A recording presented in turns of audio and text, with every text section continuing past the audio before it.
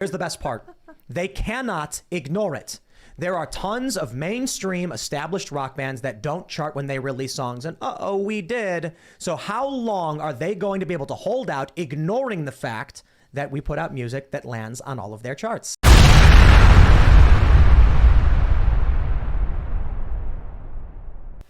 So tonight, Tim and his crew had on Amala Ekpunobi from PragerU.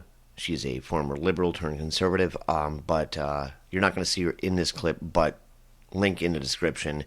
Check out PragerU, check out Amala, check out Ben Shapiro, because what they're doing here is Tim is promoting his band and his record company, which is going to be promoting, they're taking over the charts. You're going to see what he says. They're number 2 on Billboard. And the leftist media hates him, even though his music has no political agenda, which is what Ben Shapiro is doing with his movies over at Daily Wire. So, yeah, I mean, these people are all related, man. They're all connected. Shapiro, this girl, Amala, Tim Pool, Prager, they're all connected. We're winning, we're winning, we're winning, and everybody at CNN is getting fired. But let's listen to what Tim has to say about his new song. Before we go to Super Chats, I want to give everybody an update on the song, because it is now officially the end of the reporting period ended on Thursday. And there's a bunch of really good news and a bunch of really fun news for those that are interested. So the first thing I want to say is Only Ever Wanted, the song we released the 26th of August, is the number 2 most sold song in the U.S. for the week of September 10th. We could not beat Elton John and Britney Spears, but number 2 with your help. So we were the second most sold song in the country. That's massive. It's huge. And the first song we officially released hit the charts, number 21 on rock and number 24 on hot rock and alternative.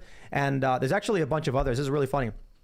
So we're number 1 alternative digital sales, number 24 hot rock and alternative, number 21 rock, number 28 in Canadian sales.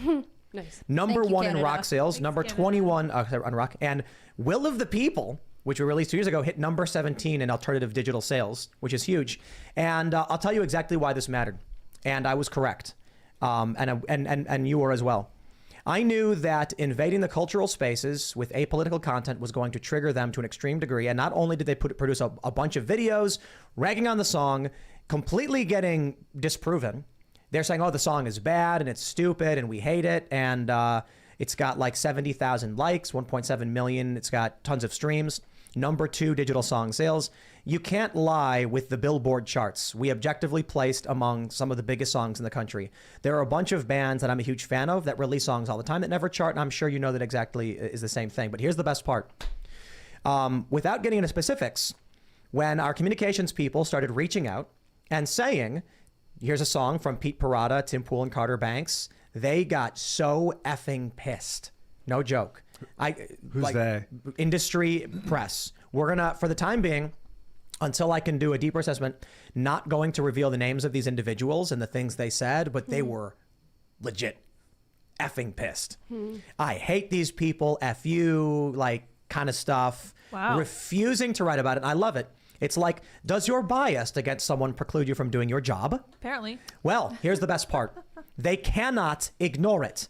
There are tons of mainstream established rock bands that don't chart when they release songs, and we did. So how long are they going to be able to hold out ignoring the fact that we put out music that lands on all of their charts? It's going to get really funny when after the 3rd time we chart, they're like, we're still not going to write about this. And then people start saying like, hey, wait a minute, band, that song on the radio you're not writing about, something's messed up. The 5th hit that comes out will be, they'll all of a sudden they'll write about it and be like, well, we always loved Tim Pool. We always loved that rock band or whatever the hell it's called. Good. Yeah, that's what's going to happen. I hope that's the case. The retconning. Look, so there are some issues with reporting on some of the numbers. Just take a look at what happened with Tom McDonald when he talked about how his numbers weren't tracked properly and they wouldn't put him on Billboard and things like that. We've bumped into a little bit of that, but they can't deny it because sometimes the numbers are too much.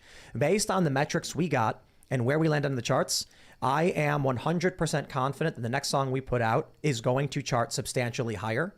And they're not going to be able to ignore the fact that we are pushing into the cultural spaces they once owned and don't own anymore. It might be the 3rd hit when they start writing about it. I said fifth. It might be the third Maybe. one. This is the point. And so let me just say that behind the scenes, I'm talking with a bunch of other big companies and artists who have seen similar problems and are sick and tired of the woke cult controlling the establishment, controlling the arts. And so we're talking, and some fun and funny stuff is going to happen. And then I'm, look, number 2 on Billboard for sales. And now what are they saying? Sales don't matter. Oh, Sales are, they don't matter. Oh, okay. Yeah, tell that to Nicki Minaj. Tell that to DJ Khaled. They're on the, look, we beat DJ Khaled, God did. Now I get it. Not everybody buys these days, but it's still one of Billboard's top charts. Sales. It matters. And regardless of that, I'm not saying we came out with the Hot 100 #1 hit. I didn't expect we would get anywhere, to be honest. A bunch of my favorite bands don't even make the charts, and we did. They're really pissed off about it, and we're going to keep pissing them off. So thank you all so much for helping us do that. And we're going to keep putting up music, and we're going to build that library, and we're going to be signing other artists. And we're going to go for people like, look, the Daily Wire brought on Gina Carano when they canceled her. And boy, did the corporate institutions, they got all pissed off. She was canceled. She wasn't supposed to be working and doing movies. Now she's in a bunch of movies. She's doing better than ever. They're trying to keep you in fear so that when you work for them, you don't speak out and you don't speak up, because then you'll lose your job. When we succeed at producing this, and we plan on moving forward, signing more bands and producing more music, how long until another industry executive or an engineer or producer says, you know what, I don't need to work for this garbage anymore because I can go work for any one of these other companies. That's what we need to build. And that comes from the success of the projects we're working on. Do I think it's the greatest song ever written? I don't know. It's just a song we wrote and produced, but apparently it did well.